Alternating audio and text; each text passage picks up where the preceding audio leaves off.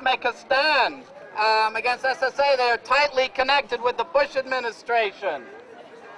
All right, so we are going to go down there. We want this picket in this circle here to march on down to SSA. The other picket in the gate should stay here and cover this one, and we will go down to SSA. All right.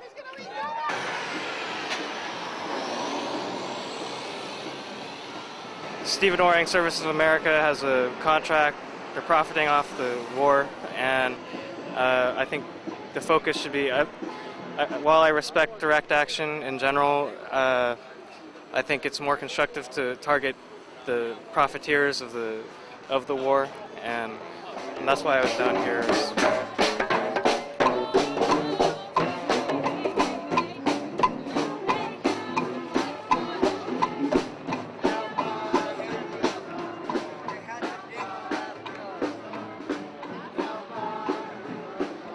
These different corporations are profiting from the war.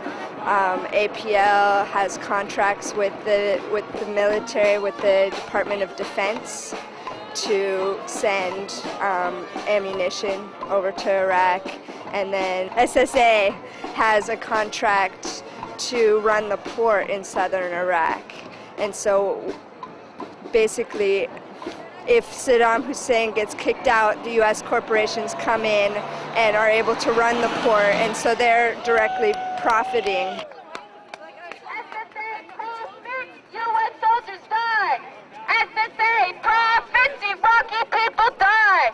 SSA. I'm DeAndre Teeter from Not in Our Name and the American Postal Workers Union. We got to stop this war. We got to stop the destruction and murder and the wholesale, wanton killing in Iraq and wherever they're planning to go next, Syria or Iran. This whole war against the world, and we got a bunch of postal workers out here that are just so incensed by what's going on. I mean, a lot of our people are coming to work and just literally crying, breaking down, and like trying to figure out what to do to stop this, this criminal regime in the United States. So this massacre that's going on in Iraq is really affecting working people here. Oh hell yes! Like people see this stuff on the news, they read it, they know a lot of the stuff that they're hearing is just total bullshit. Some people are starting to turn into alternative news sources like KPFA and stuff, which is a big help. But kind of like this thing of like the powerlessness, the perceived powerlessness which the media tries to give us, like the government ain't going to do what's right, so you might as well just get used to it. Kind of like the Nazis, like keep raising the level of like what's unacceptable and make that normal, and we can't let that happen. So what we actually had in the postal workers in San Francisco on March 5th, when there was a call for a national day of moratorium where people take off school and work and stuff, people to show their strength, they brought in whistles. And like hundreds of people were blowing whistles at 12 noon. And management didn't know where the hell it was coming from. And workers were really getting into the whole thing of like up in your face kind of actions on the job. And part of what we're trying to do is like create factories as centers of resistance, or postal facilities as centers of resistance, so that people actually can feel their strength.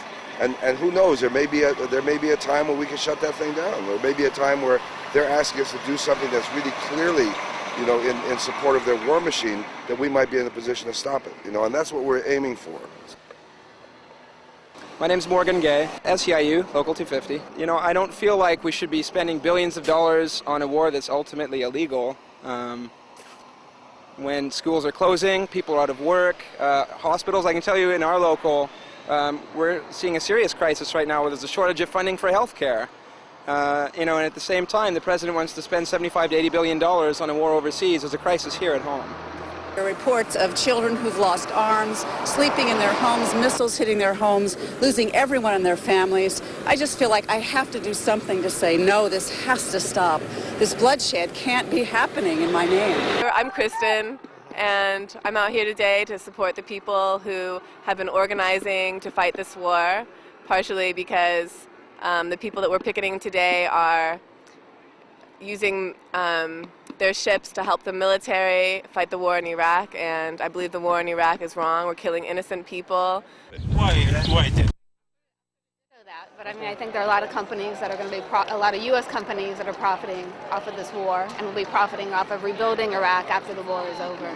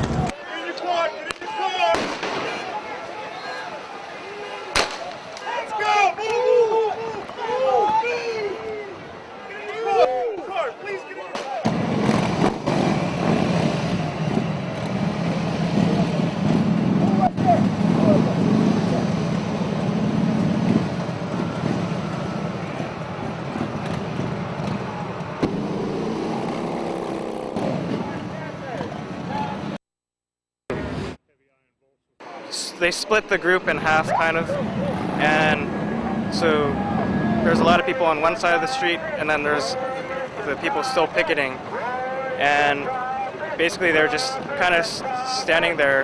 It was almost like vultures, just kind of waiting, and then eventually they just stormed in, and they kind of scattered the group, trying to get to the other side of the street, but the police, I saw some police knock down some people. Which I didn't think was necessary because they were just trying to leave. My response is shock. I remember when I was on the other side of the police line and they set off the concussion grenades. I couldn't believe it. And then they started shooting these beanbag projectiles with shotguns. You know, it's like this beanbag is depleted. My right hand here are beanbags. So you can see they're shot out of this cartridge right here. It says beanbag on there. And then here are two of the beans bags that they shot at the protesters. Those must have really hurt. And then these are wooden bullets. And it looks like they're shot out of this too because it says multiple wooden baton shells. And so these two must really pack a punch. We also saw that they were shooting off concussion grenades out there. A so-called stinger ball grenade full of what looks like rubber BBs that's thrown, a fired shotgun shell containing a beanbag full of gravel, and a large casing with wooden dowels inside that police brass say should be shot only at people's feet. This bullet was shot, I'm assuming, directly at me because it hit me in the head from the side. It did not come up. So I'm assuming that they were aiming right for my head. A woman protester who was hit by something, and she had like a big lump on her chin that was the size of an apple. I mean, literally, it was that swelled up, the size of an apple, and it had a big bloody spot on it as well. They hit me. They shot at me as I was leaving. Got hit by the fucking tear gas. What happened? I don't know, I'm standing there, I'm a fucking worker, ready to get through, and I got hit by a fucking tear gas. Oh, man. I'm standing there, I'm waiting for them to clear the workers. You know they're about ready to do it, and all of a sudden I hear a sound, a shotgun sound, and I got hit. Tell them all to get the fuck out of here. Get the fuck out of here. These fucking cops are going crazy.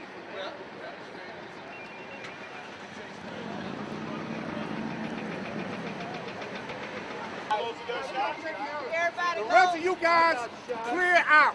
What I'm saying, got our asses fucked up in here. It makes one wonder whether or not we're still living in a democratic country when people are peacefully picketing. And in fact, when they attacked us, we weren't even blocking traffic on the way into the port. People had moved aside when they'd asked that we moved aside, and yet they came after us. I thought it was entirely inappropriate. And they shot that shit all in my eyes, shot in my damn car. You okay, Ernie? How you doing? Over here trying to, my guys are trying to go to work. They congregating over there, okay? Police shooting the crowd and hit one of my guys in the arm and they bleed, okay? Thumb is hit and he's went to the hospital. As far as I'm concerned, the police is out of control here. These cops don't even know what the fuck they doing.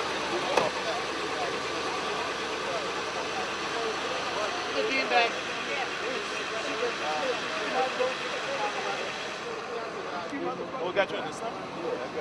I turned. Pepper spray in my eyes. Why would you hit it? They shot pepper. Oh. You didn't get hit too bad. We are not going to work this facility today. That's understood by him.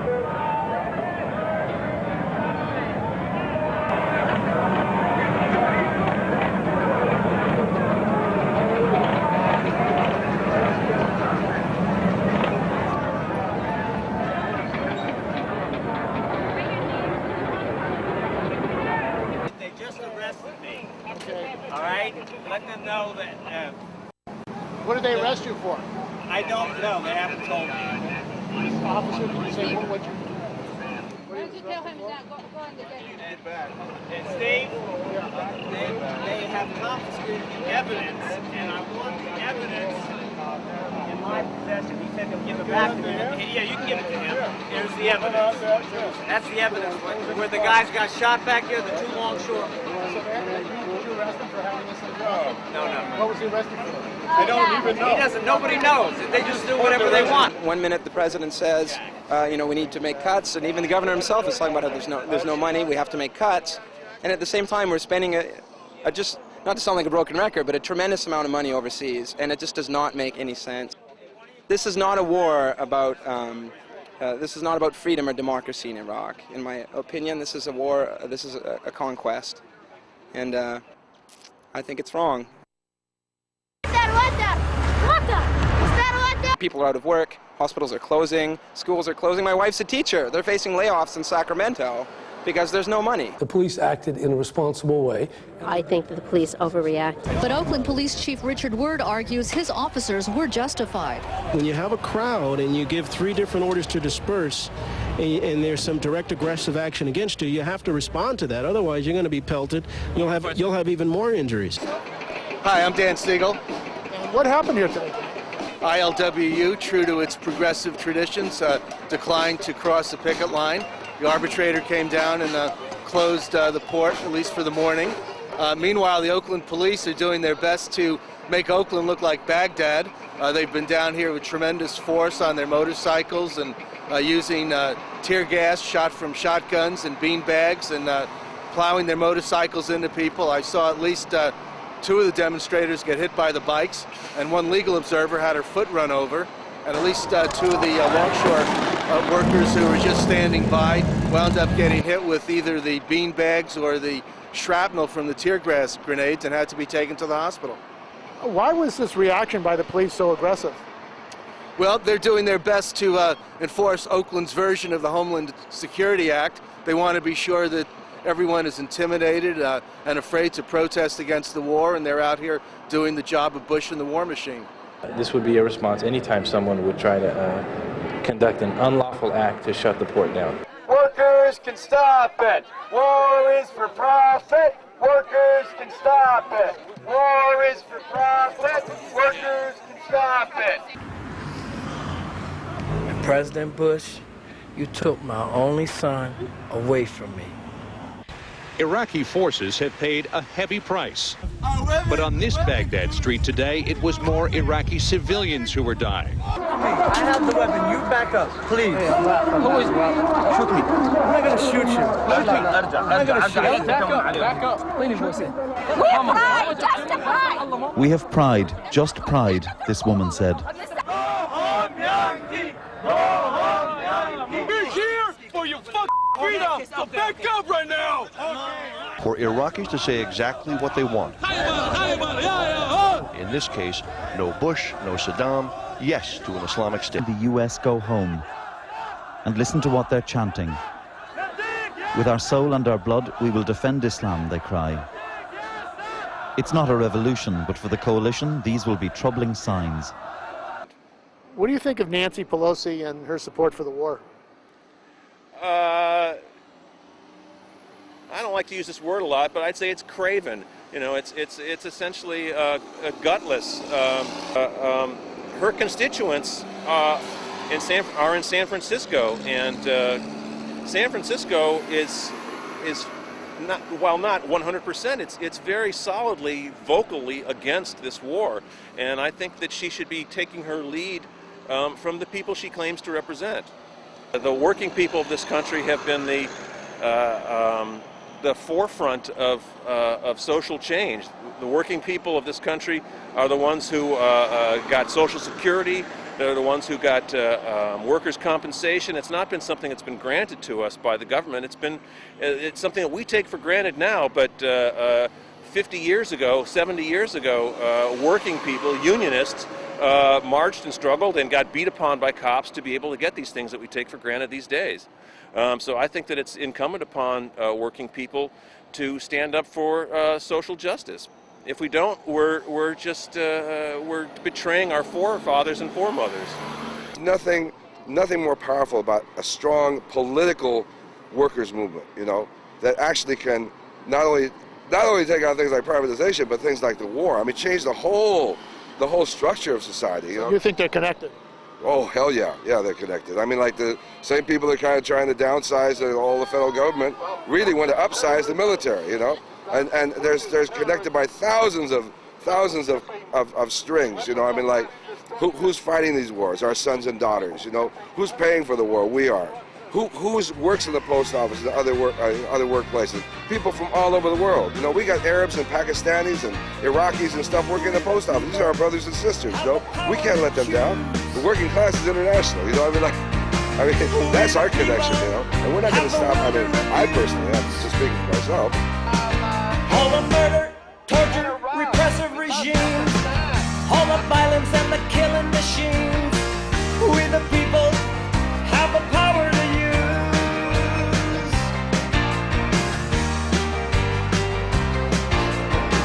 We the people have the voices to talk. We the people have the numbers to stop all the bombs and the bullets and the brutality, the taxpayers funding of their inhumanity. We the people have the power in us.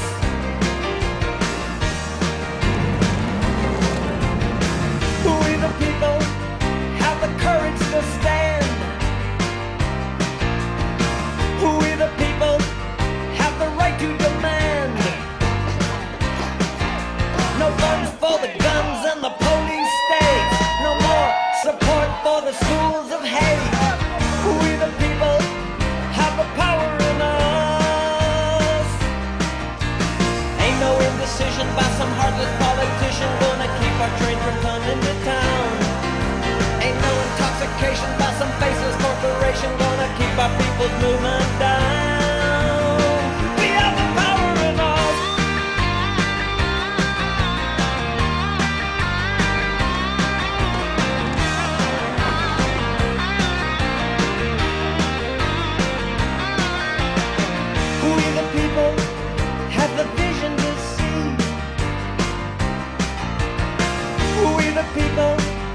have the spirit to be a force on a course to a new reality, right in the fight for a true democracy. We the people have the power